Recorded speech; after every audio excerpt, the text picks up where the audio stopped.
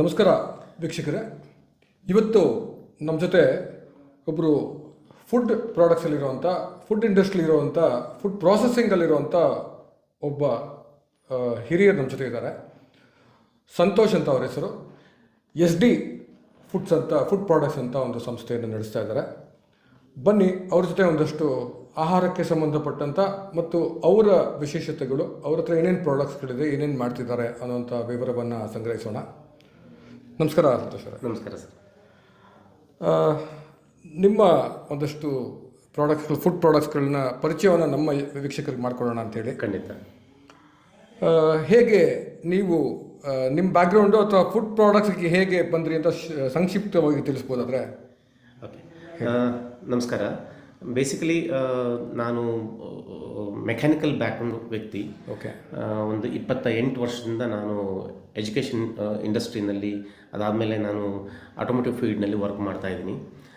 ನಾನು ಕೆಲಸ ಮಾಡಿರ್ತಕ್ಕಂಥದ್ದು like Toyota company, Tata company, ಈ ಥರ ಎಲ್ಲ ಕಂಪ್ನಿಗಳಲ್ಲೂ ಕೂಡ ನಾನು ಕ್ವಾಲಿಟಿನಲ್ಲಿ ಕೆಲಸ ಮಾಡ್ತಿದ್ದ, ಕ್ವಾಲಿಟಿ ಹೆಡ್ ಆಗಿ ಅಥವಾ ಈ ಥರ ಕೆಲಸ ಮಾಡ್ತಿರೋದ್ರಿಂದ ನನಗೆ ಕ್ವಾಲಿಟಿ ಬಗ್ಗೆ ತುಂಬ ಕಾನ್ಷಿಯಸ್ನೆಸ್ ಮುಂಚೆಯಿಂದನೂ ಕೂಡ. ಏನೇ ಕೊಟ್ಟರೂ ಕೂಡ ತುಂಬ ಕ್ವಾಲಿಟಿಯಾಗಿ ಕೊಡಬೇಕು ಅನ್ನೋಂಥ ಒಂದು ಇಂಟ್ರೆಸ್ಟ್ ಇತ್ತು. ಸೊ ಹಾಗೆ ಒಂದು ಎಜುಕೇಷನ್ ಇಂಡಸ್ಟ್ರಿಯನ್ನು ಕೂಡ ಸ್ಟಾರ್ಟ್ ಮಾಡಿದ್ದೆ. ಓಕೆ. ಅದು ಬೇಸಿಕಲಿ ಜನಕ್ಕೇನೋ ಒಂದು ಸೇವೆ ಕೊಡುವಂಥದ್ದು ಅಥವಾ ಆ ಥರ ಅಂತೇಳಿ. ಬೇಸಿಕಲಿ ಇಲ್ಲಿ ಸ್ಕಿಲ್ ಗ್ಯಾಪ್ಸನ್ನು, ಅಂದರೆ ಕಾಲೇಜಿಂದ ಬಂದಂಥ ಹುಡುಗರಿಗೆ ಸ್ಕೂಲ್ಸ್ಗೆ ಅಥವಾ ಇಂಡಸ್ಟ್ರಿಗೆ ಎಂಟ್ರ್ ಆಗಬೇಕು ಅಂತ ಹೇಳಿದರೆ ಅಲ್ಲಿ ಸ್ಕಿಲ್ ಗ್ಯಾಪ್ ಇರುತ್ತೆ. ಬರೀ ಎಜುಕೇಷನ್ ಅಷ್ಟೇ ಇವತ್ತು ಕಂಪ್ನಿಗಳಲ್ಲಿ ಒಳ್ಳೊಳ್ಳೆ ಕೆಲಸ ಸಿಗ್ಲಿಕ್ಕೆ ಆಗೋದಿಲ್ಲ. ಅದಕ್ಕೋಸ್ಕರ ನಾನು ಒಂದು CAD ಎಜುಕೇಷನ್ಸು ಅಥವಾ IT ಫೀಲ್ಡ್ನಲ್ಲಿ ಸ್ಕಿಲ್ ಗ್ಯಾಪ್ ಎಜುಕೇಷನ್ಸ್ ಕೊಡ್ತಾ ಇದ್ದೆ. ಕೊಡುವಾಗ ನನಗೆ ಏನು ಈ ಕರೋನಾ ಅಥವಾ ಅದಕ್ಕಿಂತ ಸ್ವಲ್ಪ ಮುಂಚಿನ ಟೈಮ್ನಲ್ಲಿ ಏನಾದ್ರು ಸೋಷಿಯಲ್ ಆಗಿ ಒಂದು ಸೊಸೈಟಿಗೆ ಏನೋ ಒಂದು ಕೊಡಬೇಕು ಅನ್ನುವಂಥ ಒಂದು, apart from the education something ನಾನು ಕೊಡಬೇಕು. ಅಂದರೆ ಇಂಜಿನಿಯರಿಂಗು ಮತ್ತು ಎಜುಕೇಷನ್ ಬ್ಯಾಕ್ಗ್ರೌಂಡಿಂದ ನಿಮ್ಮ ಕ್ಷೇತ್ರವನ್ನು ಫುಡ್ ಇಂಡಸ್ಟ್ರಿಗೆ ಹೇಗೆ ಬಂದ್ರಿ ಅನ್ನೋ ಒಂದು ವಿವರ ತಿಳಿಸ್ತಾ ಇದ್ದೀರಾ. ಸೊ ಅದು ಕೊಡಬೇಕು ಅನ್ನೋಂಥ ಒಂದು ಯೋಚನೆ ಬಂತು. ಆವಾಗ ನಾನೇನು ಯೋಚನೆ ಮಾಡಿದೆ, ನನ್ನ ವೈಫ್ ಹತ್ರ ಡಿಸ್ಕಸ್ ಮಾಡಿದಾಗ ಅವ್ರಿಗೂ ಸ್ವಲ್ಪ ಹೆಲ್ದಿ ಆಪ್ಷನ್ಸ್ ಏನೋ ಒಂದಿದ್ದರೆ ಜನಕ್ಕೆ ಸೋಷಿಯಲಿಗೆ ನಾನು ಕೊಡ್ಬೋದು ಅನ್ನೋಂಥ ಯೋಚನೆ ಮಾಡಿ ನಾವು ಫುಡ್ ಇಂಡಸ್ಟ್ರಿ ಸ್ಟಾರ್ಟ್ ಮಾಡಿದ್ವಿ. ಬಹಳಷ್ಟು ಜನ ಸ್ನ್ಯಾಕ್ಸ್ ಮಾಡ್ತಾರೆ, ಬಹಳ ಥರದ ಸ್ನ್ಯಾಕ್ಸ್ಗಳಿದೆ, ಆದರೆ ಆ ಸ್ನ್ಯಾಕ್ಸ್ ಎಷ್ಟು ಹೆಲ್ದಿ ಅನ್ನುವಂಥದ್ದು ಯಾರಿಗೂ ಕೂಡ ಗೊತ್ತಿರೋದಿಲ್ಲ. ನಾವು ಏನೋ ಒಂದು ಹೋಗ್ತೀವಿ, ಪರ್ಚೇಸ್ ಮಾಡ್ತೀವಿ, ತಗೊಳ್ತೀವಿ. ಸೊ ನಾವು ಯಾಕೆ ಇದೇ ವ್ಯಾಕ್ಯೂಮ್ ಫ್ರೈಡ್ ಅನ್ನುವಂಥ ಒಂದು ಸ್ನ್ಯಾಕ್ಸ್ ಇಂಡಸ್ಟ್ರೀಸಿಗೆ ಬಂದ್ವಿ ಅಂತೇಳಿ ಹೇಳಿದರೆ, ಇಲ್ಲಿರ್ತಕ್ಕಂಥ ಹೆಲ್ದಿ ಕಾನ್ಸೆಪ್ಟಿಗೋಸ್ಕರ ನಾವು ಇದಕ್ಕೆ ಬಂದಿದ್ದು. ಸೊ ಆ ಉದ್ದೇಶಕ್ಕೋಸ್ಕರ ನಾವು ಹೆಲ್ದಿ ಸ್ನ್ಯಾಕ್ಸ್ ಇಂಡಸ್ಟ್ರಿ ಅಥವಾ ಓಕೆ. ವ್ಯಾಕ್ಯೂಮ್ ಫ್ರೈಡ್ ಅನ್ನೋದು ಒಂದಷ್ಟು ವಿಷಯ ಒಂದು ಸಣ್ಣದಾಗಿ ಹೇಳ್ಬೋದಾದ್ರೆ? ಖಂಡಿತವಾಗ್ಲು ವ್ಯಾಕ್ಯೂಮ್ ಫ್ರೈಯಿಂಗ್ ಅನ್ನೋಂಥದ್ದು ಬೇಸಿಕಲಿ ಒಂದು ಡಿಫ್ರೆಂಟ್ ಟೆಕ್ನಾಲಜಿ. ಈಗ ನಾವು ರೆಗ್ಯುಲರ್ ಒಂದು ಫ್ರೈಯಿಂಗ್ ಪ್ರೋಸೆಸ್ ನಾವು ಮಾಡ್ತೀವಿ. ರೆಗ್ಯುಲರ್ ಫ್ರೈಯಿಂಗ್ ಪ್ರೋಸೆಸ್ನಲ್ಲಿ ಏನಾಗುತ್ತೆ ಅಂತ ಹೇಳಿದ್ರೆ, ನಾವು ಓಪನ್ ಕಂಡೀಷನ್ನಲ್ಲಿ ಇವಾಗ ಒಂದು ಪೊಟ್ಯಾಟೊ ಚಿಪ್ಸ್ ಆಗಿರ್ಬೋದು ಅಥವಾ ಯಾವುದೇ ಚಿಪ್ಸ್ ಆಗಿರ್ಬೋದು ನಾವು ಕರಿತೀವಿ. ಅವಾಗ ಏನಾಗುತ್ತೆ ಅಂತೇಳಿ ಹೇಳಿದರೆ, ನಮ್ಮ ಆಯಿಲ್ ಇದೆಯಲ್ಲ, ಆಯಿಲು ಔಟ್ಸೈಡ್ ಅಟ್ಮಾಸ್ಫಿಯರಿಗೆ ಟಚ್ ಆಗುತ್ತೆ. ಅಂದರೆ ಕನೆಕ್ಷನ್ ಬಂದಾಗ ಆಯಿಲು ಪ್ರತಿ ಹಂತದಲ್ಲೂ ಕೂಡ ಅದು ಡಿಸಿಂಟಿಗ್ರೇಟ್ ಆಗ್ತಾ ಹೋಗ್ತದೆ. ಆಯಿಲು ಅದರದ್ದು ಪ್ರಾಪರ್ಟೀಸನ್ನು ಕಳ್ಕೊಳ್ತಾ ಹೋಗ್ತದೆ. ಇದರಿಂದ ಏನಾಗುತ್ತೆ ಅಂತ ಹೇಳಿದ್ರೆ, ಯೂಶ್ವಲ್ ಆಗಿ ಜನಕ್ಕೆ ಅಡ್ವರ್ಸ್ ಎಫೆಕ್ಟ್ ಸ್ಟಾರ್ಟ್ ಆಗ್ತಾ ಹೋಗ್ತದೆ. ರಿಪೀಟೆಡ್ಲಿ ಸೇಮ್ ಆಯಿಲನ್ನು ಯೂಸ್ ಮಾಡಿದಾಗ ನಮ್ಮ ಫ್ಯಾಟಿ ಸಬ್ಸ್ಟೆನ್ಸಸ್ ದೇಹದಲ್ಲಿ ಬಂದು ಸೇರ್ಕೊಳ್ತಾ ಹೋಗ್ತದೆ. ಅಂಥ ಚಿಪ್ಸನ್ನು ನಾವು ಅಥವಾ ಅಂಥ ಸ್ನ್ಯಾಕ್ಸನ್ನು ಕನ್ಸ್ಯೂಮ್ ಮಾಡೋದ್ರಿಂದ ಸೇರ್ಕೊಳ್ತಾ ಹೋಗ್ತದೆ. ಆದರೆ ಈ ವ್ಯಾಕ್ಯೂಮ್ ಟೆಕ್ನಾಲಜಿನಲ್ಲಿ ಆ ಥರದ ಒಂದು ಸಿಚುವೇಶನ್ಸ್ ಬರೋದಿಲ್ಲ. ಅಂದರೆ ಎಣ್ಣೆ ಪದಾರ್ಥ ಅಂದರೆ ಸಾಮಾನ್ಯವಾಗಿ ದೂರ ಉಳಿತೀವಿ, ಅಂದರೆ ಫ್ಯಾಟ್ ಬರುತ್ತೆ, ಆ ರೀತಿ ಎಲ್ಲ ಒಂದು ನಮಗೆ ಗ್ರಹಿಕೆ ಇರುತ್ತೆ. ಯಾರು ಹತ್ತಿರ ಹೋಗಲ್ಲ, ಕರಿದ ಪದಾರ್ಥಗಳಿಂದ ದೂರವಿರಿ ಡಾಕ್ಟ್ರು ಕೂಡ ಹೇಳ್ತಾರೆ. ಸೊ ಅನಿವಾರ್ಯವಾಗಿ ಎಷ್ಟೇ ನಾಲ್ಗೆ ಕರಿತಾ ಇದ್ರು ನಾವು ದೂರ ಇರ್ತೀವಿ. ಈ ವ್ಯಾಕ್ಯೂಮ್ ಫ್ರೈಡಲ್ಲಿ ಆ ರೀತಿ ಸಮಸ್ಯೆ ಇರಲ್ಲ ಅಂತ ಹೇಳ್ತೀರಾ? ಖಂಡಿತವಾಗ್ಲೂ 2 ಥರದಲ್ಲಿ ನಾನು ಇದನ್ನು ಡಿಫೈನ್ ಮಾಡ್ಬೋದು. ವ್ಯಾಕ್ಯೂಮ್ ಫ್ರೈಡ್ ಚಿಪ್ಸ್ ಅನ್ನೋಂಥದ್ದೇನಿದೆ, completely healthy and organically processed product ಅಂತ ನಾನು ಹೇಳ್ತೀನಿ. ಯಾಕೆ ಆರ್ಗ್ಯಾನಿಕ್ಲಿ ಪ್ರೊಸೆಸ್ಡ್ ಅಂತ, ಯಾಕೆ ಹೆಲ್ದಿ ಅಂತ ಹೇಳ್ತೀನಿ ಅಂತ ಹೇಳಿದ್ರೆ, ಫಸ್ಟ್ ಆಫ್ ಆಲ್ ಈ ಪ್ರಾಡಕ್ಟ್ನ ಗುಣಮಟ್ಟತೆ ತಗೊಂಡಾಗ ನಾವು ಇದರಲ್ಲಿ ಲೆಸ್ ದೆನ್ 5% ಆಯಿಲ್ ಇರ್ತದೆ. ನಾವು ಯಾವುದೇ ನಾರ್ಮಲ್ ಫ್ರೈಡ್ ಪ್ರಾಡಕ್ಟ್ಸನ್ನು ತೊಗೊಂಡ್ರೆ 25 to 30% ಆಯಿಲ್ ಇರುತ್ತೆ. ಇದರಲ್ಲಿ ಲೆಸ್ ದೆನ್ 5% ಅಥವಾ 6-7% ಮ್ಯಾಕ್ಸಿಮಮ್, +2% ಇರುತ್ತೆ. ಅದು ಒಂದು ಬಹುಮುಖ್ಯವಾದ ಒಂದು ಸಂಗತಿ. ಎರಡನೇದಾಗಿ ನಾನು ಆವಾಗಲೇ ಹೇಳ್ದಂಗೆ, ಆಯಿಲನ್ನು ಕರೆದು ಯೂಸ್ ಮಾಡಿದಾಗ ಆಯಿಲ್ ಪ್ರಾಪರ್ಟಿ ಕಳ್ಕೊಳ್ತಾ ಹೋಗ್ತಾ, ಈ ಪ್ರೊಸೆಸ್ನಲ್ಲಿ ಆಯಿಲ್ ಪ್ರಾಪರ್ಟಿ ಕಳ್ಕೊಳ್ಳಲ್ಲ. ಸೊ ಕಂಪ್ಲೀಟ್ಲಿ ಕ್ಲೋಸ್ಡ್ ಎನ್ವಿರಾನ್ಮೆಂಟಲ್ಲಿ ನಾವು ಮಾಡ್ತೀವಿ.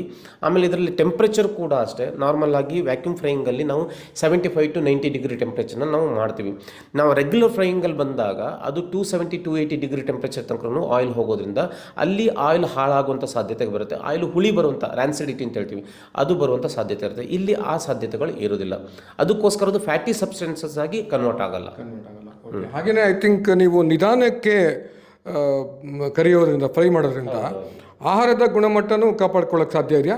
ಖಂಡಿತವಾಗ್ಲು ಈ ಪ್ರೋಸೆಸ್ ಬಂದ್ಬಿಟ್ಟು ನಾವು ನಾರ್ಮಲ್ ಆಗಿ ಯಾವುದೇ ಚಿಪ್ಸ್ ಅಂತ ತಗೊಂಡಾಗ, ಈಗ ಒಂದು ಅರ್ಜೆಂಟಾಗಿ ನಮ್ಮಮ್ಮ ಬೇಕು, ಒಂದು ಚಿಪ್ಸ್ ಬೇಕು ಅಂತ ಹೇಳ್ಕೊಂಡು ಅರ್ಧ ಗಂಟೆಲಿ ಚಿಪ್ಸ್ ಮಾಡಿಕೊಡ್ತಾರೆ. ಈ ಪ್ರೋಸೆಸ್ ಹಂಗಾಗಲ್ಲ, 24 ಅವರ್ಸಿಂದ 48 ಅವರ್ಸ್ ಬೇಕು ನಾನು ಈ ಚಿಪ್ಸ್ ಮಾಡ್ಬೇಕಾದ್ರೆ.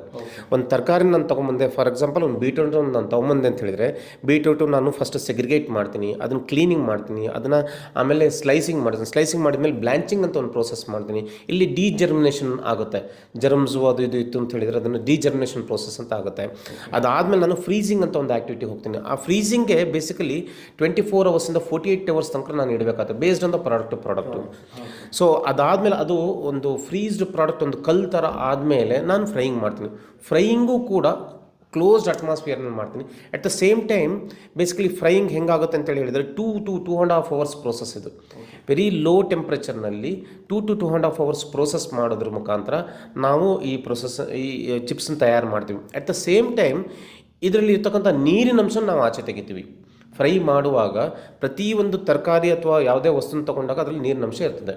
ಆ ನೀರಿನ ಅಂಶನ ತೆಗೆಯೋದೇ ವ್ಯಾಕ್ಯೂಮ್ ಟೆಕ್ನಾಲಜಿಯಿಂದ ನಾವು ಮಾಡ್ತೀವಿ. ಸೊ ಹಾಗಾದ್ರಿಂದ ವ್ಯಾಕ್ಯೂಮ್ ಫ್ರೈ ಪ್ರೋಸೆಸ್ಸು ಸ್ವಲ್ಪ ಟೈಮು ಜಾಸ್ತಿ ತಗೊಳುತ್ತೆ, ಸ್ವಲ್ಪ ಲಿಟ್ಲ್ ಎಕ್ಸ್ಪೆನ್ಸಿವ್ ಆಗುತ್ತೆ, ಬಟ್ 100% ಹೆಲ್ದಿ ಆಗಿರುತ್ತೆ. ಯಾವುದೇ ಪ್ರಾಡಕ್ಟ್ ಹೆಲ್ದಿ ಇದೆಯೋ ಇಲ್ವೋ ನಾನು ಅದನ್ನು ಅಶ್ಯೂರ್ ಮಾಡೋಕ್ಕಾಗಲ್ಲ, ಬಟ್ 100% ವ್ಯಾಕ್ಯೂಮ್ ಫ್ರೈಡ್ ಚಿಪ್ಸ್ ಅನ್ನೋಂಥ ಒಂದು ಏನು ಚಿಪ್ಸ್ ನಾವು ಹೇಳ್ತೀವಿ ಇದು 100% ಹೆಲ್ದಿ ಅಂತ ನಾನು ಖಡಾಖಂಡಿತವಾಗಿ ಹೇಳಲಿಕ್ಕೆ ಸಾಧ್ಯತೆ ಇದೆ. ಹೆಲ್ತಿ ಅಂತ ಹೇಳಿದ್ರೆ ಸಾಮಾನ್ಯವಾಗಿ ಆರೋಗ್ಯ ಸಮಸ್ಯೆ ಇರುವಂಥವ್ರಿಗೆ ಡಾಕ್ಟ್ರು ಆಯಿಲ್ ಪದಾರ್ಥಗಳಿಂದ ದೂರ ಇರಿ ಅಂತಲೇ ಹೇಳೋದು.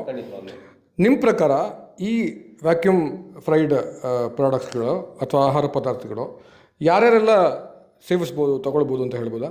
ಖಂಡಿತವಾಗ್ಲು. ಸೊ ಯಾಕೆ ಡಾಕ್ಟ್ರು ಆಯಿಲಿಂದ ದೂರ ಇರಿ ಅಂತ ಹೇಳ್ತಾರೆ ಅಂತ ಹೇಳಿದ್ರೆ, ನಾನು ಅವಾಗಲೇ ಹೇಳಿದೆ, ನಾವು ಓಪನ್ ಕಂಡೀಷನಲ್ಲಿ ಕರೆದಾಗ ಅದು ಆಯಿಲ್ ಪ್ರಾಪರ್ಟಿ ಕಳ್ಕೊಳ್ತಾ ಹೋಗ್ತದೆ, ಅದು ಅಡ್ವರ್ಸ್ ಎಫೆಕ್ಟಾಗಿ ಕನ್ವರ್ಟ್ ಆಗ್ತಾ ಹೋಗ್ತದೆ. ಸೊ ಇಲ್ಲೇನಾಗುತ್ತೆ, ಕ್ಲೋಸ್ ಕಂಡೀಷನ್ ಮಾಡೋದ್ರಿಂದ ಆ ಆಯಿಲ್ ಪ್ರಾಪರ್ಟೀಸ್ ಹೋಗೋದಿಲ್ಲ, ಆಯಿಲ್ ಫ್ರೆಶ್ ಆಗಿರ್ತದೆ, ಫಸ್ಟ್ ಪಾಯಿಂಟ್. ಸೆಕೆಂಡ್ ಪಾಯಿಂಟ್ ಏನಾಗುತ್ತೆ ಅಂತೇಳಿ ಹೇಳಿದರೆ, ಇಲ್ಲಿ ಎವ್ರಿ ಟೈಮ್ ನಾವು ರೀಯೂಸೇಜ್ ಒಂದು 5 ರಿಂದ 6 ಸಲ ರೀಯೂಸೇಜ್ ಮಾಡಿದರೂ ಕೂಡ ಎವ್ರಿ ಟೈಮ್ ರೀಯೂಸೇಜ್ ಮಾಡ್ತೀವಿ, ಆಯಿಲ್ನ ಫಿಲ್ಟರ್ ಮಾಡಿ ಯೂಸ್ ಮಾಡ್ತೀವಿ. ಸೊ ಹಾಗಾದ್ರಿಂದ ಯಾವುದೇ ಅಡ್ವರ್ಸ್ ಎಫೆಕ್ಟ್ ಬರೋದಿಲ್ಲ. ಥರ್ಡ್ ಒನ್ನು, ಈ ಪ್ರಾಡಕ್ಟ್ನ ತೊಗೊಂಡ್ರೆ ನಾನು ಆವಾಗಲೇ ಹೇಳಿದ ಹಾಗೆ 3 ರಿಂದ 4% ಅಥವಾ 6% ತನಕ ಮಾತ್ರ ಆಯಿಲ್ ಇರೋದ್ರಿಂದ ನಿಮಗೆ ಹೆವಿ ಆಯಿಲ್ ಇರೋದಿಲ್ಲ. ನಾಲ್ಕನೇದಾಗಿ ಇನ್ನೊಂದೇನು ಅಂತ ಹೇಳಿದರೆ ನ್ಯೂಟ್ರಿಷನ್ ಫ್ಯಾಕ್ಟ್ಸ್. ನಾವು ಹೈ ಟೆಂಪ್ರೇಚರ್ನಲ್ಲಿ ಕರೆದಾಗ ಏನಾಗುತ್ತೆ, ಆಯಿಲು ಹೈ ಟೆಂಪ್ರೇಚರ್ ಹೋದಾಗ ಅಲ್ಲಿರ್ತಕ್ಕಂಥ ನ್ಯೂಟ್ರಿಷನ್ ಫ್ಯಾಕ್ಟ್ಸ್ 50% ತನಕ ಡ್ರಾಪ್ ಡೌನ್ ಆಗುತ್ತೆ. ಇದರಲ್ಲಿ completely around 90 to 95% nutrition facts ಇದರಲ್ಲೇ ರಿಟೇನ್ ಆಗುತ್ತೆ. ಫಾರ್ ಎಕ್ಸಾಂಪಲ್, ಇವತ್ತು ನೀವು ಹಲಸಿನ ಹಣ್ಣಿನ ಚಿಪ್ಸ್ ನಾವು ತಗೊಳ್ತಾ ಇದ್ದೀವಿ, ತಿಂತಾ ಇದ್ದೀವಿ ಅಂತ ಇಟ್ಕೊಳ್ಳೋಣ. ಈ ಹಲಸಿನ ಹಣ್ಣಿನ ಚಿಪ್ಸ್ ನಾನು ತಿಂದಾಗ ಹಲಸಿನ ಹಣ್ಣೇ ತಿಂತಿದ್ದೀನಿ ಅಂತ ಭಾವನೆ ನನಗೆ ಮೂಡುತ್ತೆ. ನನಗೆ ಆ ಥರ ಭಾವನೆಗಳನ್ನ ಈ ವ್ಯಾಕ್ಯೂಮ್ ಫ್ರೈಡ್ ಟೆಕ್ನಾಲಜಿನಲ್ಲಿ ಮಾತ್ರ ಮಾಡೋಕ್ಕಾಗುತ್ತೆ ಹೊರತು ಬೇರೆ ಯಾವುದೇ ಟೆಕ್ನಾಲಜಿನ ಮಾಡೋಕ್ಕಾಗಲ್ಲ. ಅದು ಹಲಸಿನ ಹಣ್ಣು ಸಾಮಾನ್ಯ ಕರಿಯೋ ಪದ್ಧತಿಯಲ್ಲಿ ಕರಿಯೋದಕ್ಕೆ ಆಗೋದಿಲ್ಲ ಅಂತ ವ್ಯಾಕ್ಯೂಮ್ನಲ್ಲಿ ಮಾತ್ರ ಕರಿಬೇಕಾಗುತ್ತೆ. ಹೌದು, ಇದರಲ್ಲಿ ಯಾವ ಪ್ರಾಡಕ್ಟನ್ನು ಕರಿಯೋಕ್ಕಾಗಲ್ಲ ಅಂತ ಹೇಳೋಕ್ಕೆ ಆಗಲ್ಲ ವ್ಯಾಕ್ಯೂಮಲ್ಲಿ. ಯಾಕಂತ ಹೇಳಿದ್ರೆ ಈ ಟೆಕ್ನಾಲಜಿನ ಆ ಥರ, ನೀವು ಯು ನೇಮ್ ಇಟ್, ಅದು ಪಲ್ಸಸ್ ಆಗಿರ್ಬೋದು, ತರಕಾರಿ ಆಗಿರ್ಬೋದು, ಅಥವಾ ಫ್ರೂಟ್ಸ್ ಆಗಿರ್ಬೋದು, ಅಥವಾ ಏನೇ ಆದರೂ ಕೂಡ ಈ ವ್ಯಾಕ್ಯೂಮ್ ಟೆಕ್ನಾಲಜಿನ ಮಾಡಬೇಕು. ಬಟ್ ಅದಕ್ಕೆ ಅದರದ್ದೇ ಆದ ಒಂದು ಪ್ರೋಸೆಸ್ ನಾವು ಸೆಟಪ್ ಮಾಡಬೇಕಾಗುತ್ತೆ. ಆ ಪ್ರೋಸೆಸ್ ಬಿಟ್ಟು ಬೇರೆ ಥರದಲ್ಲಿ ಮಾಡ್ತೀನಿ ಅಥವಾ ಏನೋ ಒಂದು ವಿಶೇಷವಾಗಿ ಮಾಡ್ತೀನಿ ಅಂತ ಹೇಳಿದ್ರೆ ಕಂಪ್ಲೀಟ್ಲಿ ನಾವು ಬ್ಯಾಚನ್ನು ಕಳ್ಕೊಳ್ಬೇಕಾಗತ್ತೆ. ಇದನ್ನು ಒಂದು ಪ್ರೋಸೆಸ್ ನಾವು ಸೆಟ್ ಮಾಡಬೇಕು, ಆ ಸೆಟ್ ಪ್ರಕಾರನೇ ನಾವು ಇದನ್ನು ಪ್ರೋಸೆಸ್ ಮಾಡಬೇಕಾಗುತ್ತೆ. ಸಾಮಾನ್ಯವಾಗಿ ಫುಡ್ ಇಂಡಸ್ಟ್ರಿ ಇನ್ನೊಂದು ಭಾಳ ನಾವು ತಗೊಳ್ಬಾರ್ದು ಅಂತ ಯೋಚನೆ ಮಾಡುವಂಥದ್ದು ಪ್ರಿಸರ್ವೇಟಿವ್ ಹಾಕಿರ್ತೀವಿ ಅನ್ನೋದು. ಎಷ್ಟು ಏನೇನು ಪ್ರಿಸರ್ವೇಟಿವ್ ಯೂಸ್ ಮಾಡ್ತೀರಾ ಅಥವಾ ಯೂಸ್ ಮಾಡಲ್ವಾ? ಸರ್, ಖಂಡಿತವಾಗ್ಲೂ ಇದರಲ್ಲಿ ಯಾವುದೇ ಪ್ರಿಸರ್ವೇಟಿವ್ ಯೂಸ್ ಮಾಡಲ್ಲ. ಯಾಕೆ ಪ್ರಿಸರ್ವೇಟಿವ್ಸ್ ಯೂಸ್ ಮಾಡಲ್ಲ ಅಂತ ಹೇಳಿದ್ರೆ, ನಮ್ಮ ಕಾನ್ಸೆಪ್ಟೇ ಹೆಲ್ದಿ ಕಾನ್ಸೆಪ್ಟು. ಹೆಲ್ದಿ ಕಾನ್ಸೆಪ್ಟ್ ಆಗಿರೋದ್ರಿಂದ ನಾನು ಅದ್ರಲ್ಲಿ ಪ್ರಿಸರ್ವೇಟಿವ್ಸ್ ಆ್ಯಡ್ ಮಾಡ್ತೀನಿ ಅಥವಾ ಇನ್ಯಾವುದೋ ಒಂದು ಆ್ಯಡ್ ಮಾಡ್ತೀನಿ ಅಂತೇಳಿ ಆದಾಗ ಅವು ಹೆಲ್ದಿ ಅಂತ ಕಾನ್ಸೆಪ್ಟೇ ಬರಲ್ಲ. ಸೊ ಇದು completely natural. At the same time ನಾನು ಮಾತಾಡುವಾಗ ಹೇಳಿದೆ ಆರ್ಗ್ಯಾನಿಕಲಿ ಪ್ರೋಸೆಸ್ಡು. ನಾವು ಇವಾಗ ರಾ ಮಟೀರಿಯಲ್ ಬೈ ಮಾಡೋದು ಕೂಡ ಆರ್ಗ್ಯಾನಿಕಲಿ ಏನು ಗ್ರೋನ್ ಸಪ್ಲೈರಿಂದನೇ ನಾವು ತೊಗೊಳ್ತೀವಿ, ಫಾರ್ಮರ್ಸಿಂದ ತೊಗೊಳ್ತೀವಿ. ಅದಾದಮೇಲೆ ನಾವು ಪ್ರೊಸೆಸಿಂಗ್ ಟೈಮ್ನಲ್ಲೂ ಕೂಡ ನಾನು ಡಿಜರ್ಮಿನೇಷನ್ ಪ್ರೋಸೆಸ್ ಅಂತ ಒಂದು ಪ್ರೋಸೆಸ್ ಆ್ಯಡ್ ಮಾಡಿದ್ದೀನಿ. ಅಲ್ಲೂ ಕೂಡ ಏನೇನೆಲ್ಲ ದೇಹಕ್ಕೆ ಅಡ್ವರ್ಸ್ ಎಫೆಕ್ಟ್ ಆಗ್ಬೋದು ಅದನ್ನಷ್ಟನ್ನು ಕೂಡ ರಿಮೂವ್ ಮಾಡುವಂಥ ಪ್ರಯತ್ನ ಮಾಡ್ತೀವಿ. ಅದಾದಮೇಲೆ ಪ್ರತಿ ಹಂತದಲ್ಲೂ ಕೂಡ ನಾವು ಕ್ವಾಲಿಟಿ ಚೆಕ್ಸ್ ಮಾಡ್ತೀವಿ, ಪ್ರತಿ ಹಂತದಲ್ಲೂ ಪ್ರೋಸೆಸ್ಸನ್ನು ಸೆಟ್ ಮಾಡಿದ್ವಿ. ಈ ಪ್ರೋಸೆಸ್ ಸೆಟ್ ಮಾಡಬೇಕಾದ್ರೆ ನಾವೊಂದು 6ರಿಂದ 7 ತಿಂಗಳು R&D ಮಾಡಿದ್ದೀವಿ, ಯಾವ ಪ್ರಾಡಕ್ಟಿಗೆ ಯಾವ ಥರ ಪ್ರೋಸೆಸ್ ಸೆಟ್ ಮಾಡಬೇಕು ಅಂತ. ಅದೇ ಥರನೇ ಮಾಡಿದಾಗ ಮಾತ್ರ ನಾವು ಇದ್ದದ್ದು ಶೆಲ್ಫ್ ಲೈಫು 6 ತಿಂಗಳಾಗ್ಬೋದು, 1 ವರ್ಷ ಆಗ್ಬೋದು, ಏನು ಕ್ಲೈಮ್ ಮಾಡ್ತೀವೋ ಅದನ್ನು ನಾವು ಉಳಿಸ್ಕೊಳ್ಳೋಕ್ಕಾಗುತ್ತೆ. ಎಟ್ ದ ಸೇಮ್ ಟೈಮ್ ಇದನ್ನು ನೀವು ಔಟ್ಸೈಡ್ ನಾವು ಇವಾಗ ಮೆಡಿಕಲ್ ಲ್ಯಾಬ್ಸ್ನಲ್ಲೆಲ್ಲ ಟೆಸ್ಟ್ ಮಾಡಿದ್ವಿ ಅಥವಾ ಟೆಸ್ಟ್ ಲ್ಯಾಬ್ಸೆಲ್ಲ ಟೆಸ್ಟ್ ಮಾಡಿದಾಗ ಇದು ನನ್ನ ಡಿಫೆನ್ಸಿಂದ ಟೆಸ್ಟ್ ಆಗಿದೆ. ಡಿಫೆನ್ಸಿಗೆ ಈ ಪ್ರಾಡಕ್ಟ್ ನಮ್ದು ಇವಾಗ ಡಿಫೆನ್ಸಿಗೆ ಹೋಗ್ತಾ ಇದೆ, ಮಿಲಿಟರಿ ಕ್ಯಾಂಟೀನ್ಸ್ಗೆಲ್ಲ ಹೋಗ್ತಿದೆ. ಅವ್ರನ್ನ 28 ಡಿಫ್ರೆಂಟ್ ಟೈಪ್ಸ್ ಆಫ್ ಟೆಸ್ಟ್ಗಳನ್ನು ಮಾಡಿದ್ದಾರೆ, ಎಲ್ಲ ಟೆಸ್ಟ್ನಲ್ಲೂ ಕೂಡ ಪಾಸ್ ಆಗಿದೆ. ಸೊ ಹಾಗಾದ್ರಿಂದ ನಾನು 100% ಧೈರ್ಯವಾಗಿ ಕ್ಲೇಮ್ ಮಾಡ್ಬೋದು ನನ್ನ ಪ್ರಾಡಕ್ಟು ಹೆಲ್ದಿ ಇದೆ. ಆಮೇಲೆ ನೀವು ಯಾವುದೇ ಥರದ ಯೋಚನೆ ಇಲ್ಲದೇ ಯಾವುದೇ ಏಜ್ ಗ್ರೂಪ್ನವರು, ಈಗ 2 ವರ್ಷದ ಮಗುಗೂ ಬೇಕಾದ್ರೂ ಕೊಡಲಿಕ್ಕೆ ನನ್ನ ಪ್ರಾಡಕ್ಟ್ ಇದೆ, 50 ವರ್ಷದವ್ರಿಗೂ ಕೊಡೋಕ್ಕೆ ಪ್ರಾಡಕ್ಟ್ ಇದೆ, 100 ವರ್ಷದವ್ರಿಗೂ ಕೊಡೋಕ್ಕೆ ಪ್ರಾಡಕ್ಟ್ ಇದೆ, ಡಯಾಬಿಟೀಸ್ ಇರ್ತಕ್ಕಂಥವ್ರಿಗೆ ನಂತರ ಬೇರೆ ಥರದ ಪ್ರಾಡಕ್ಟ್ ಇದೆ, ಅಥವಾ ಎಲ್ಲ ಥರದ ಏನು ಶಕ್ತಿಯುಕ್ತವಾಗಿರ್ತಕ್ಕಂಥವ್ರಿಗೂ ಕೂಡ ಪ್ರಾಡಕ್ಟ್ ಇದೆ. ಎಲ್ಲ ಥರದ ವೆರೈಟಿನ ರೇಂಜನ್ನು ನಾವು ಇಟ್ಕೊಂಡಿದ್ದೀವಿ. ನೀವು ಇಂಜಿನಿಯರಿಂಗ್ ಬ್ಯಾಕ್ಗ್ರೌಂಡ್ ಹೇಳಿದ್ರಿ, ಬೇರೆ ಪರಿಚಯ ಮಾಡ್ಕೊಂಡ್ರಿ. ಹಲಸಿನ ಹಪ್ಪಳ ಅಂತ ಅಂದರೆ ಉತ್ತರ ಕನ್ನಡ ಆ ಭಾಗದ ಇಂದ ಬಂದಿರೋಲ್ಲ, ಅದು ಅಲ್ಲಿನ ಅಂದರೆ ಆಹಾರದ ಒಂದು ನಿಮ್ಮ ಪರಿಚಯ ಇರುತ್ತೆ, ಆ ದೃಷ್ಟಿಯಿಂದ ಕೇಳ್ತಾ ಇದ್ದೀನಿ ನಿಮ್ಮ ಹಿನ್ನೆಲೆ. ಸೊ ಬೇಸಿಕಲಿ ನಾನು ಶೃಂಗೇರಿಯಿಂದ ಬಂದಿದ್ದು. ನಮ್ಮ ತಂದೆ ಹೈಸ್ಕೂಲ್ ಹೆಡ್ ಮಾಸ್ಟರ್ ಆಗಿ ರಿಟೈರ್ ಆಗಿರ್ತಕ್ಕಂಥವ್ರು. ಒಂದು 40 ವರ್ಷ ಅವರು ಹೈಸ್ಕೂಲಲ್ಲಿ ಒಂದು ಸಂಸ್ಥೆನ ಕಟ್ಟಿ ಬೆಳೆಸಿ ಟೀಚರ್ ಆಗಿ ಕೆಲಸ ಮಾಡಿ ಹೆಡ್ ಮಾಸ್ಟರ್ ಕೆಲಸ ಮಾಡಿ ರಿಟೈರ್ ಆಗಿರೋಂಥವ್ರು. ನಮ್ಮ ಟೋಟಲ್ ಫ್ಯಾಮಿಲಿ ಎಜುಕೇಷನ್ ಡಿಪಾರ್ಟ್ಮೆಂಟ್ನಲ್ಲಿ ಇರುವಂಥದ್ದು, ಇನ್ಕ್ಲೂಡಿಂಗ್ ನಮ್ಮ ಎಲ್ಡರ್ ಬ್ರದರು ಪ್ರಿನ್ಸಿಪಾಲು, ನಮ್ಮ ಚಿಕ್ಕಪ್ಪ ಕಾಲೇಜ್ ಪ್ರಿನ್ಸಿಪಾಲು, ದೊಡ್ಡಪ್ಪ ಪ್ರಿನ್ಸಿಪಾಲು, ಈ ಥರ ಎಲ್ಲ ಇದ್ದರು. ನಾನು ಮಾತ್ರ ಇಂಜಿನಿಯರಿಂಗ್ ಬ್ಯಾಕ್ಗ್ರೌಂಡಿಗೆ ಬಂದಂಥನು. ಫ್ರಮ್ ದ ಡೇ ಒನ್ ನಾನು ಏನಾರು ಒಂದು ಸೊಸೈಟಿಗೆ ಕೊಡಬೇಕು, ಯಾಕಂದ್ರೆ ತಂದೆಯವರು ಒಂದು ಸಂಸ್ಥೆ ಕಟ್ಟಿ ಬೆಳೆಸಿದ್ರಿಂದ ನಾನು ಸೊಸೈಟಿಗೆ ಏನೋ ಒಂದು ಮಾಡಬೇಕು ಅನ್ನೋ ಉದ್ದೇಶ ಇದ್ದಿದ್ದರಿಂದ ಈ ಥರದ ಒಂದು ಇದಕ್ಕೆ ಬಂದಿದ್ದು. ಬೆಂಗಳೂರಿಗೆ ಬಂದು 28 ವರ್ಷ ಆಯಿತು. 28 ವರ್ಷದಲ್ಲಿ ಒಂದಷ್ಟು ಸೋಷಿಯಲ್ ಸರ್ವೀಸಸ್ ಮಾಡಿದ್ದೀನಿ. ಇದು ಒಂದು ರೀತಿಯ ಸೋಷಿಯಲ್ ಸರ್ವಿಸ್. ಎಸ್, ನಾವು ಬಿಸ್ನೆಸ್ಗೋಸ್ಕರ ಮಾಡ್ತಾನೆ ಇರ್ಬೋದು, ಅಟ್ ದ ಸೇಮ್ ಟೈಮ್ ಜನಕ್ಕೆ ಒಂದು ಹೆಲ್ಪ್ ಆಗುವಂಥ, ಜನದ ಹೆಲ್ತ್ಗೆ ಹೆಲ್ಪ್ ಆಗುವಂಥದ್ದನ್ನು ಕೊಟ್ಟಾಗ ಇದು ಒಂದು ಸೋಷಿಯಲ್ ಸರ್ವಿಸ್ ಅಂತ ನನ್ನ ಭಾವನೆ. ಆಗಲಿ. ಈಗ ನಿಮ್ಮ ಯೂನಿಟ್ ಎಲ್ಲಿದೆ, ನಿಮ್ಮ ಪದಾರ್ಥಗಳು ಎಲ್ಲೆಲ್ಲ ಸಿಗುತ್ತೆ ಅಂತ ಅನ್ನೋ ಆ ರೀತಿ ಮಾಹಿತಿಗಳನ್ನ ಹಂಚ್ಕೋಬೋದಾ? ಹಾಂ, ಖಂಡಿತವಾಗ್ಲೂ. ನಮ್ಮ ಯೂನಿಟು ನಾವು ಇಲ್ಲಿ ಬೆಂಗಳೂರಿನಲ್ಲಿ ಜ್ಞಾನ ಭಾರತಿ ಅಥವಾ ಬೆಂಗಳೂರು ಯೂನಿವರ್ಸಿಟಿ ಅಂತ ಏನು ಹೇಳ್ತೀವಿ, ಅದರ ಹತ್ತಿರದಲ್ಲಿ ಉಳ್ಳಾಲ ಅನ್ನುವಂಥ ಒಂದು ಜಾಗ ಇದೆ. ಆ ಉಳ್ಳಾಲದಲ್ಲಿ ನಮ್ಮ ಯೂನಿಟ್ ಇದೆ. ಅಲ್ಲಿ ಉಳ್ಳಾಲ ಕೆರೆ ಅಂತ ಕೇಳಿದರೆ ಸಾಮಾನ್ಯವಾಗಿ ಎಲ್ರಿಗೂ ಕೂಡ ಗೊತ್ತಿದೆ. ಕೆರೆ ಎದುರುಗಡೆಗೆ ST ಫುಡ್ ಪ್ರಾಡಕ್ಟ್ಸ್ ಅಂತ ಕಾಣಿಸುತ್ತೆ. ಸೊ ಅಲ್ಲಿ ನಮ್ಮ ಯೂನಿಟ್ ಇದೆ. ನಾವು 4 ವರ್ಷದಿಂದ ಇಲ್ಲಿ ನಡೆಸ್ತಾ ಇದ್ದೀವಿ. ಆಮೇಲೆ ನಮ್ಮ ಪ್ರಾಡಕ್ಟ್ಗಳು ಬಂದ್ಬಿಟ್ಟು ನಾವು ಒಂದು 4 ವರ್ಷದಿಂದ ಇವಾಗ ಅಮೆಝಾನು, ಫ್ಲಿಪ್ಕಾರ್ಟ್ ಈ ಥರ ಇದ್ರ ಮಾರ್ಕೆಟ್ನಲ್ಲಿ, ಇ ಕಾಮರ್ಸ್ ಮಾರ್ಕೆಟ್ನಲ್ಲಿ ಇದೆ. ಇವಾಗ ನಾವು ಡಿಸ್ಟ್ರಿಬ್ಯೂಟರ್ಶಿಪ್ಪಿಗೆ ಹೋಗ್ತಾ ಇದ್ವಿ, ಬಟ್ ಆಫ್ಲೈನ್ ಮಾಡರ್ನ್ ಟ್ರೇಡು ಅಥವಾ ಜನರಲ್ ಟ್ರೇಡ್ನಲ್ಲಿ ನಾವು ಸಿಕ್ಕಿಲ್ಲ. ಇನ್ನೂ ಇವಾಗ ಇಂಟ್ರಡ್ಯೂಸ್ ಮಾಡಬೇಕು ಅಂತೇಳಿ. ಅದಲ್ಲದೆ ಯಾರಿಗೆ ಒಂದೇ ಪೀಸ್ ಬೇಕು ಅಂತ ನನ್ನ ಟೆಲಿಫೋನ್ ನಂಬರ್ನಲ್ಲಿ ಅಥವಾ ನನ್ನ ವಾಟ್ಸಪ್ ನಂಬರ್ನಲ್ಲಿ ರೀಚ್ ಆಯಿತು ಅಂತ ಹೇಳಿದರೆ ನಾವು ಅವರಿಗೆ ಪರ್ಸನಲ್ ಆಗಿ ನಾವು ಪ್ರಾಡಕ್ಟನ್ನು ಕಳಿಸ್ಕೊಡ್ತೀವಿ. ಸೊ ಹಾಗೆ ವ್ಯವಸ್ಥೆ ಇದೆ. ಈಗ ರೀಸೆಂಟ್ ಒಂದು ಸಕ್ಸಸ್ ಸ್ಟೋರಿ ಅಂತ ತಗೊಂಡಾಗ ನಾನು ಅಂಡಮಾನಲ್ಲಿ ಒಂದು ಡೀಲರಿಗೆ ನಾನು ಅಪಾಯಿಂಟ್ ಮಾಡಿದ್ದೀನಿ. Successfully we have appointed. ಅಷ್ಟು ದೂರದಲ್ಲಿ ಅಪಾಯಿಂಟ್ಮೆಂಟ್ ಮಾಡಿದ್ವಿ. ಲಕ್ಷದ್ವೀಪದಿಂದ ಒಂದು 5-6 ನನಗೆ ಎಂಕ್ವೈರೀಸ್ ಬಂದಿದೆ, ಅಲ್ಲೂ ಕೂಡ ಮಾಡ್ತಾ ಇದ್ದೀವಿ. ಬೇರೆ ಬೇರೆ ಕಡೆಗೆ ನಾವು ಇವಾಗ ಪ್ರಯತ್ನ ಮಾಡ್ತಾ ಇದ್ದೀವಿ. ಐ ಥಿಂಕ್ ಲಕ್ಷದ್ವೀಪ ಈಗ ಎಲ್ಲರೂ ಇದರಲ್ಲೂ ಇರುವಂಥ ಒಂದು ಪ್ರದೇಶ, ಅಲ್ಲಿ ಕೂಡ ನಿಮ್ಮ ಪದಾರ್ಥ ತಲುಪಿದೆ ಅನ್ನೋದು ಒಂದು ಭಾಳ ದೊಡ್ಡ ಒಂದು ಸಕ್ಸಸ್ ಅಂತ ಹೇಳ್ಬೋದು. ನನಗನ್ಸಿತ್ತು ಈಗ ಅನೇಕ ಜನ ವಾಟ್ಸಪ್ಗಳಲ್ಲಿ ಬಿಸ್ನೆಸ್ಸನ್ನು ಮಾಡುವಂಥ ಅನೇಕ ಜನ ಇದ್ದಾರೆ. ಆ ರೀತಿ ಜನಗಳಿಗೂ ನಿಮ್ಮ ಪ್ರಾಡಕ್ಟ್ಸ್ ಕೊಟ್ಟು ಅವರು ಆ ರೀತಿ ಸೇಲ್ ಮಾಡೋದು, ಅವರೊಂದಷ್ಟು ಬೈ ಮಾಡಿ ಸೇಲ್ ಮಾಡೋಕ್ಕೆ ಆ ರೀತಿ ಎಲ್ಲ ಅವಕಾಶಗಳಿರುತ್ತಾ? ಖಂಡಿತವಾಗ್ಲೂ ಇದೆ. ನನ್ನ ಕಾನ್ಸೆಪ್ಟೇ ಹೀಗೆ, ನಾನು ಮಾತ್ರ ಬೆಳೆಯೋದಲ್ಲ, ನನ್ನ ಜೊತೆಗೆ ಒಂದಷ್ಟು ಜನರು ಕೂಡ ಬೆಳಿಬೇಕು ಅನ್ನೋಂಥ ಕಾನ್ಸೆಪ್ಟು. ಸೊ ಹಾಗಾದ್ರಿಂದ ಏನು ವ್ಯವಸ್ಥೆ ಮಾಡಿದ್ದೀನಿ ಅಂತ ಹೇಳಿದ್ರೆ, ಒಂದು ಡೀಲರ್ ನೆಟ್ವರ್ಕು ಅಥವಾ ಬೇರೆ ಬೇರೆ ನೆಟ್ವರ್ಕ್ ಜೊತೆಗೆ ಮಾರ್ಕೆಟಿಂಗ್ ಫ್ರೀಲ್ಯಾನ್ಸರ್ ಅನ್ನೋಂಥ ಒಂದು ನೆಟ್ವರ್ಕನ್ನು ಕೂಡ ಕ್ರಿಯೇಟ್ ಮಾಡಿದ್ದೀನಿ. ಮಾರ್ಕೆಟಿಂಗ್ ಫ್ರೀಲ್ಯಾನ್ಸರ್ ಅಂತ ಹೇಳಿದರೆ, ಫಾರ್ ಎಕ್ಸಾಂಪಲ್ ನನ್ನ ಫ್ರೆಂಡ್ ಯಾರೋ ಒಬ್ಬರು, ಅವ್ರಿಗೆ ಇನ್ವೆಸ್ಟ್ಮೆಂಟ್ ಮಾಡಲಿಕ್ಕೆ ಆಗಲ್ಲ, ಆದರೆ ಅವ್ರಿಗೆ ಏನೋ ಒಂದಷ್ಟು ಅರ್ನ್ ಮಾಡಬೇಕು ಅಂತ ಒಂದು ಅವಕಾಶ ಬೇಕು ಅನ್ನೋಂಥ ಒಂದು ಇಚ್ಛೆ ಇರ್ತದೆ. ಅಂಥವ್ರಿಗೂ ಕೂಡ ನಾನು ಈ ಥರದೊಂದು ವ್ಯವಸ್ಥೆ ಮಾಡಿದ್ದೀನಿ. ಅವ್ರು ಯಾವುದಾದ್ರು ಕಸ್ಟಮರನ್ನ ಅವರು ತೋರಿಸಿದಾಗ ಆ ಕಸ್ಟಮರ್ಗೆ ಇವತ್ತಲ್ಲ, ಇನ್ನು 10 ವರ್ಷದ ನಂತರ ನಾನು ಸೇಲ್ಸ್ ಮಾಡಿದಾಗಲೂ ಕೂಡ ರೆಫರೆನ್ಸ್ ಯಾರಿಂದ ಬಂದಿದೆ ಅಂತ ನನ್ನ ಹತ್ರ ಇರುತ್ತೆ. ಆ ಏನು ತೋರಿಸ್ಕೊಟ್ಟಿರ್ತಕ್ಕಂಥ ನನ್ನ ಫ್ರೆಂಡಿಗೆ ಅವರಿಗೆ ನಾನು ಪರ್ಸೆಂಟೇಜ್ ಆಫ್ ಕಮಿಷನ್ನ ನಾನು ಕೊಡ್ತಾ ಇರ್ತೀನಿ. ಸೊ ಮಾರ್ಕೆಟಿಂಗ್ ಫ್ರೀಲೆನ್ಸರ್ಸ್ ಆಗಿನೂ ಕೂಡ ವರ್ಕ್ ಮಾಡಿ ದುಡಿಯುವಂಥ ಒಂದು ವ್ಯವಸ್ಥೆ ಇದೆ. ಎರಡನೇದಾಗಿ ಇನ್ನು ಕೆಲವರು ಅವ್ರದ್ದೊಂದಷ್ಟು ಪ್ರಾಡಕ್ಟ್ ಇರುತ್ತೆ, ಅದ್ರ ಜೊತೆಗೆ ಇನ್ನೊಂದಷ್ಟು ಪ್ರಾಡಕ್ಟ್ನ ಆ್ಯಡ್ ಮಾಡಬೇಕು ಅಂತ ಇರುತ್ತೆ, ಖಂಡಿತವಾಗ್ಲೂ ಆ ಥರದ ವ್ಯವಸ್ಥೆನೂ ಕೂಡ ನಾವು ಮಾಡಿಕೊಟ್ಟಿದ್ವಿ. ಇನ್ನು ಕೆಲವರು ಏನು ಮಾಡ್ತಾರೆ ಅಂತ ಹೇಳಿದ್ರೆ, ಇಲ್ಲ ಸರ್ ನನಗೊಂದು ಸ್ವಲ್ಪ ವೈಟ್ ಲೇಬಲಿಂಗ್ ಮಾಡಿಕೊಡಿ, ಹಾಂ ನಾನು ನನ್ನ ಸ್ಟಿಕ್ಕರ್ ಅನ್ಸ್ಕೊಂಡು ಮಾಡ್ತೀನಿ, ಖಂಡಿತವಾಗ್ಲೂ ಅದನ್ನು ಕೂಡ ವ್ಯವಸ್ಥೆ ಮಾಡಿಕೊಡ್ತೀವಿ. ಎಲ್ಲ ಥರದಲ್ಲೂ ಕೂಡ ನಾವು ಒಂದು ಅವಕಾಶ ಮಾಡಿಕೊಟ್ಟಿದ್ದೀವಿ. ಒಂದಷ್ಟು ಒಳ್ಳೆಯ ಮಾಹಿತಿಗಳನ್ನ ಹಂಚ್ಕೊಂಡಿದ್ದೀರಾ. ನಿಮ್ಮ ಪ್ರಾಡಕ್ಟ್ಗಳಿಗೆ ಏನೇನೆಲ್ಲ ಇದೆ ಅಂತ ಒಂದಷ್ಟು ನಮ್ಮ ವೀಕ್ಷಕರಿಗೆ ತೋರಿಸುವಂಥ ಅದನ್ನು ಎಕ್ಸ್ಪ್ಲೇನ್ ಮಾಡೋಂತ ಹೇಳ್ಬೋದಾ, ಯಾವ ಪ್ರಾಡಕ್ಟ್ಸ್ ಇದೆ ಅಂತ? ಟೋಟಲ್ ಆಗಿ ನನ್ನ ಹತ್ರ ಒಂದು 23 ಥರದ ಡಿಫ್ರೆಂಟ್ ಟೈಪ್ಸ್ ಆಫ್ ಪ್ರಾಡಕ್ಟ್ಸ್ ಇದೆ. ಹಣ್ಣುಗಳಲ್ಲಿ ಬಂದಾಗ ಹಲಸಿನ ಹಣ್ಣಿದೆ, ಬಾಳೆಹಣ್ಣಿದೆ, ಮಾವಿನ ಹಣ್ಣಿದೆ.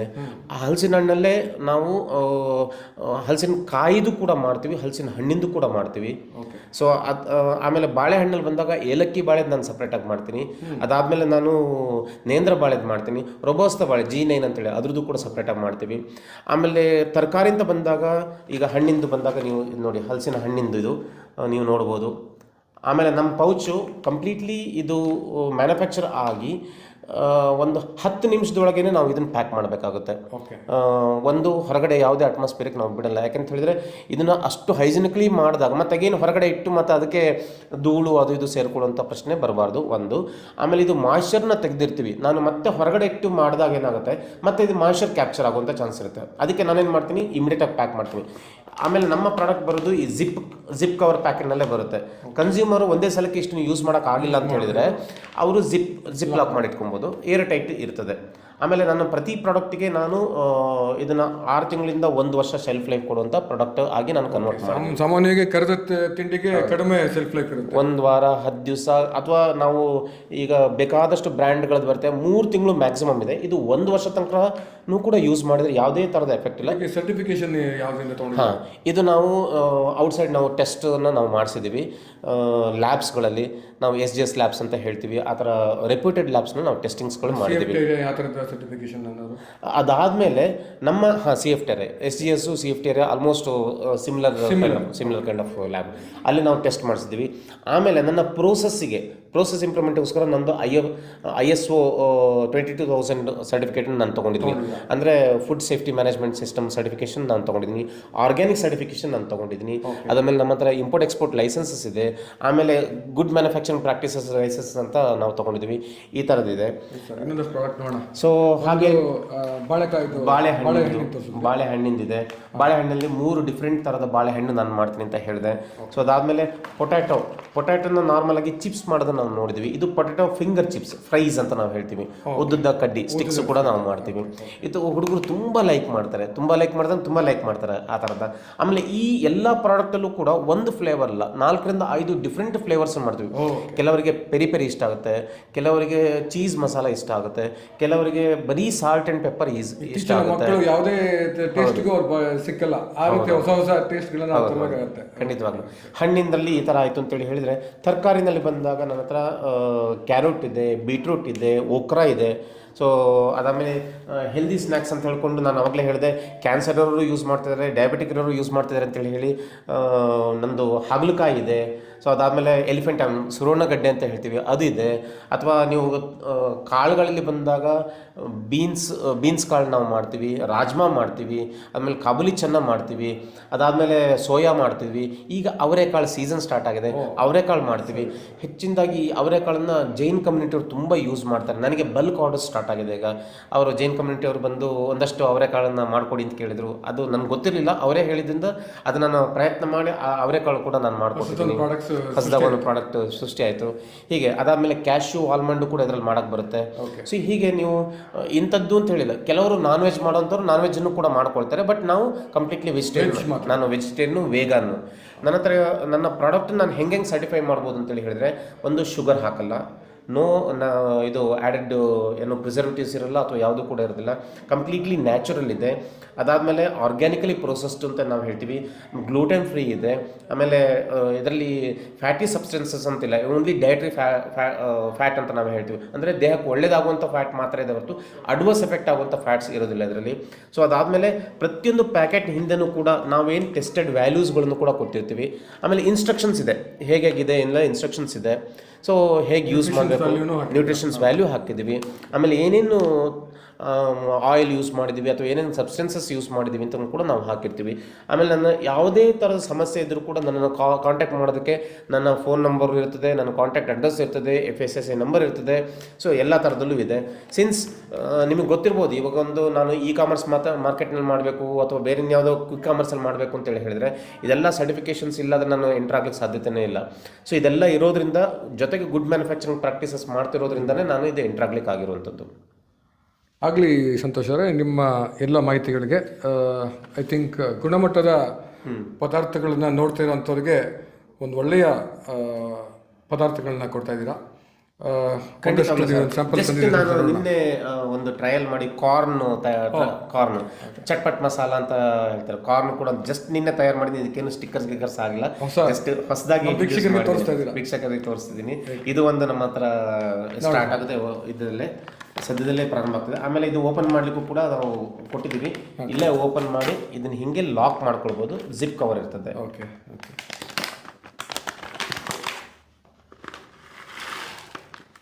ಓ ಸ್ವೀಟ್ ಈ ಒಂದು ಇದಕ್ಕೆ ಮಾತ್ರ ಮಾಡ್ಕೊಂಡು ತಂದಿದ್ದಾರೆ. ನಿನ್ನೆ ತಾನೇ ಹೊಸ ಪ್ರಾಡಕ್ಟ್ಸ್ನ ಇನ್ನೋವೇಷನ್ ಮಾಡಿರುವಂಥದ್ದು. ಇನ್ನು ಟ್ರಯಲ್ ಸ್ಟೇಜ್ ಆಯಿತು, ಜಸ್ಟ್ ಟ್ರಯಲ್ ಸ್ಟೇಜ್ ಆಯಿತು. ಡಿಫ್ರೆಂಟ್ ಮಸಾಲ ಹಾಕಿದ್ದೀನಿ. ಇದಕ್ಕೆ ನಾನು ಪೆರಿ ಮಸಾಲ ಹಾಕಿ ಕೆಲವು ಬೇರೆ ಮಸಾಲಾಸನ್ನು ನಾನು ಮಾಡಬಹುದು. ಸ್ವೀಟ್ ಕಾರ್ನೇ ತಿನ್ನೋದಕ್ಕೆ ಭಾಳ ರುಚಿಯಾಗಿದೆ. ಅದಕ್ಕೆ ಇನ್ನೊಂದಷ್ಟು ಪೆರಿ ಮಸಾಲ ಮತ್ತು ಕ್ರಿಸ್ಪಿ ಬರುವಂಥದ್ದು ಕೊಟ್ಟಿದ್ದಾರೆ. ನೀವು ನೋಡ್ಬೋದು, ಪ್ರತಿ ಪ್ರಾಡಕ್ಟ್ನ ಹಿಂಗೆ ಟಚ್ ಮಾಡಿದ್ರೆ ಪುಡಿ ಆಗುತ್ತೆ. ಸಾಮಾನ್ಯವಾಗಿ ಈ ರೀತಿ ಎಣ್ಣೆ ಕರೆದಿಲ್ಲ ಅಂತಂದರೆ ಕ್ರಿಸ್ಪಿ ಇರಲ್ಲ, ಭಾಳ ಆಯಿಲೇ ಇಲ್ಲ ಅನ್ನೋದಕ್ಕೆ ನೀವು ಪ್ರೂಫ್. ನಾನು ಜಸ್ಟ್ ಕೈನಲ್ಲಿ ಆಯಿಲೇ ಇಲ್ಲ. ಸೊ ಹಾಗೆ ಒಂದೇ ಒಂದು ಚೂರು ಕೂಡ ನಿಮ್ಗೆ ಆಯಿಲ್ ಇಲ್ಲ ಇದರಲ್ಲಿ. ಅಂದರೆ ಅಷ್ಟು ಕೂಡ ಬಳಸೋದೇ ಕಡಿಮೆ, ಬಳಸಿದ್ದನ್ನು ಕೂಡ ನಾವು ಕಂಪ್ಲೀಟ್ಲಿ ಎಕ್ಸ್ಟ್ರಾಕ್ಟ್ ಕೂಡ ಮಾಡ್ತೀವಿ. ಆ ಥರದ ಪ್ರೋಸೆಸ್ ಮಾಡ್ತೀವಿ. ಹಾಗೆ ಒಂದಷ್ಟು ಪ್ರಾಡಕ್ಟ್ ಓಪನ್ ಜಸ್ಟ್ ತೋರಿಸೋದಕ್ಕೋಸ್ಕರ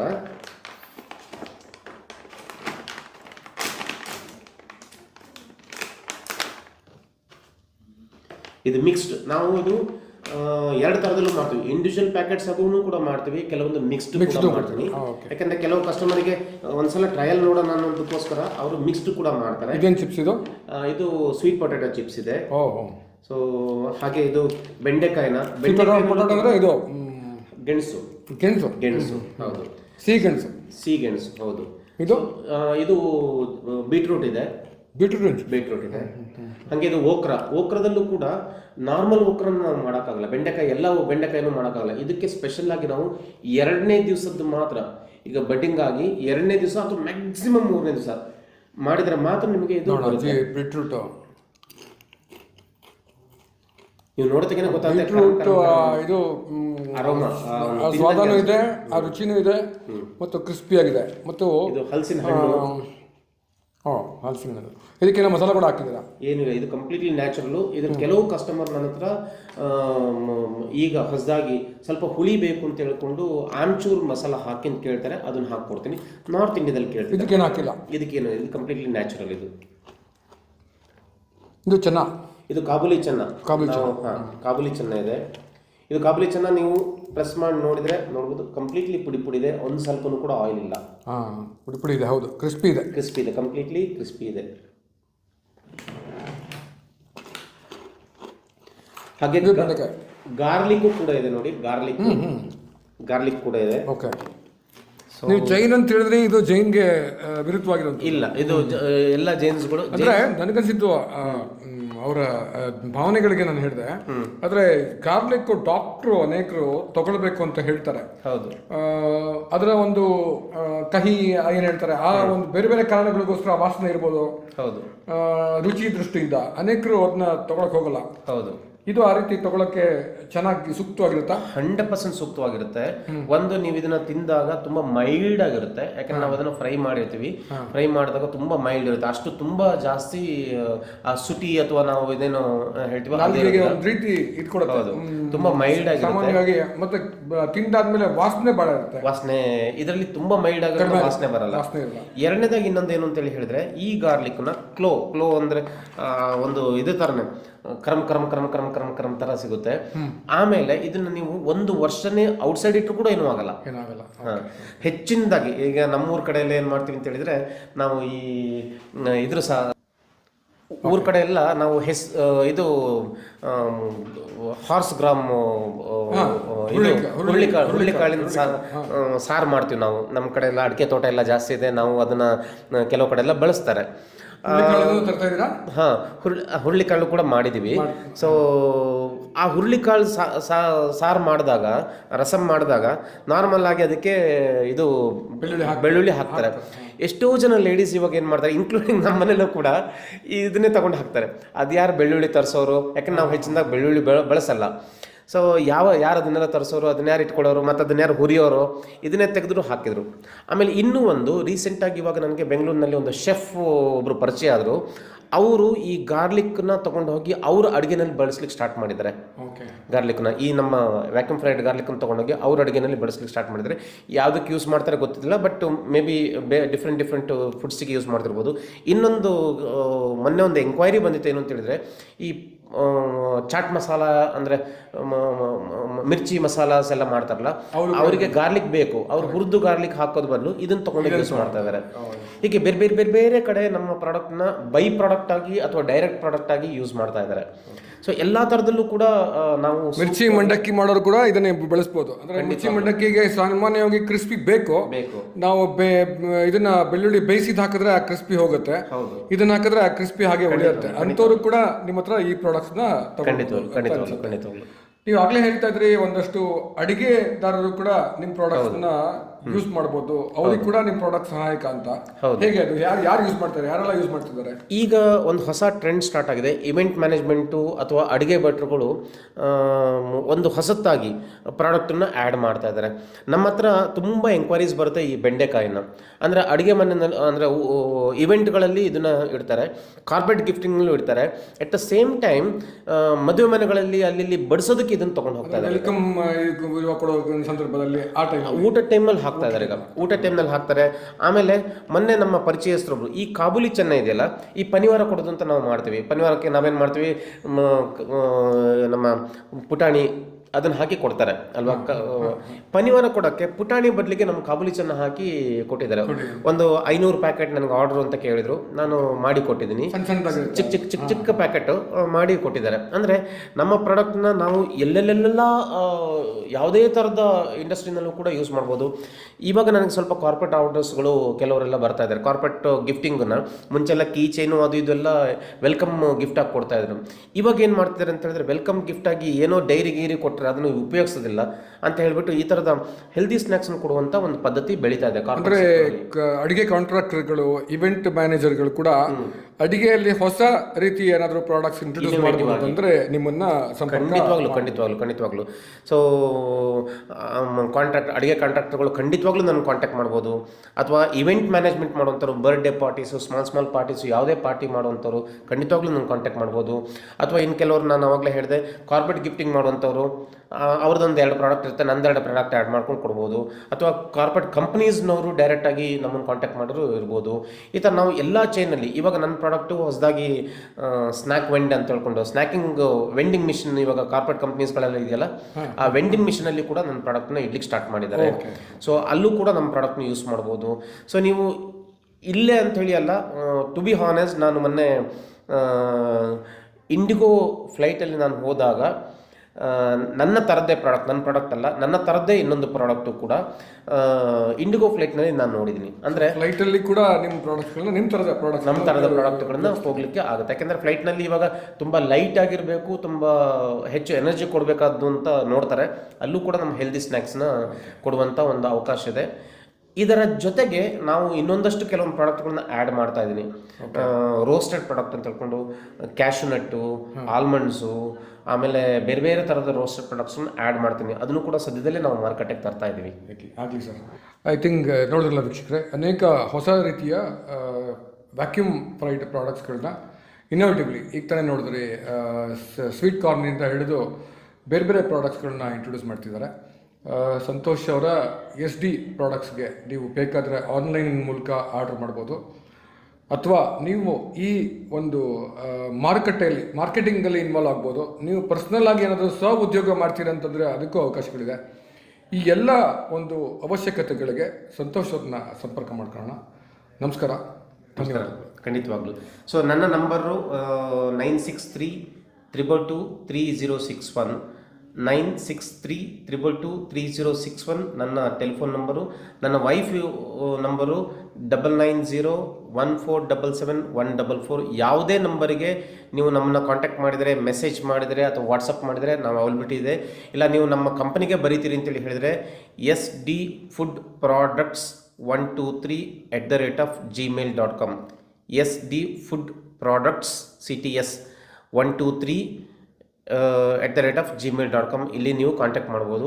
ಖಂಡಿತ ವೆಬ್ಸೈಟ್ ಇದೆ www.sdfoodproducts.com ಇದೆ ನನ್ನ ವೆಬ್ಸೈಟು. ನೀವು ಯಾವುದೇ ಸಮಯದಲ್ಲಿ ನಮ್ಮನ್ನು ರೀಚ್ ಆಗಬೇಕು ಅಂದರೂ ಕೂಡ ನಾವು ಬೆಳಿಗ್ಗೆ 6 ಗಂಟೆಯಿಂದ ರಾತ್ರಿ 10 ಗಂಟೆ ಅಲ್ಲ 11 ಗಂಟೆ ಆದರೂ ಕೂಡ ನಾವು ಸರ್ವಿಸ್ ಕೊಡೋಕೆ ರೆಡಿ ಇದ್ದೀವಿ. ನಾರ್ಮಲಾಗಿ ನಾನು 11-12 ಗಂಟೆ ತನಕನೇ ನಾನು ಫಾರಿನ್ ಕಸ್ಟಮರ್ಸ್ ಜೊತೆಗೆಲ್ಲ ಮಾತಾಡ್ತಾ ಇದ್ದೀನಿ. I will be available up to night 12 o'clock also. Even ವಿದೇಶಿಗಳಿಗೆ ಲಕ್ಷದ್ವೀಪವರೆಗೂ ಅವರ ಪ್ರಾಡಕ್ಟ್ಗಳನ್ನ ಎನ್ಕ್ವೈರಿಗಳು ಬರ್ತಾ ಇದೆ. ಆ ರೀತಿಯ ನಿಮ್ಮ ಕನೆಕ್ಟ್ ಇಲ್ಲಿದ್ದರೆ ಅವ್ರಿಗೂ ಕೂಡ ಕನೆಕ್ಟ್ ಮಾಡ್ಬೋದು. ಖಂಡಿತವಾಗ್ಲೂ. ಸೊ ನಾವು ಎಲ್ಲ ಥರದಲ್ಲೂ ಕೂಡ ಸಪೋರ್ಟ್ ಮಾಡಲಿಕ್ಕೆ ರೆಡಿ ಇದ್ದೀವಿ. ನೀವು ನಮ್ಮನ್ನು ಕಾಂಟ್ಯಾಕ್ಟ್ ಮಾಡಿ. Thank you. ಧನ್ಯವಾದಗಳು ವೀಕ್ಷಕರೇ. ನೋಡೋಣ, ಈ ಒಂದು ಎಲ್ಲ ಮಾಹಿತಿ ನಿಮಗೆ ಭಾಳ ಇಷ್ಟ ಆಯಿತು ಅಂತ ಅಂದ್ಕೊಳ್ತಾ ಇದ್ದೀನಿ.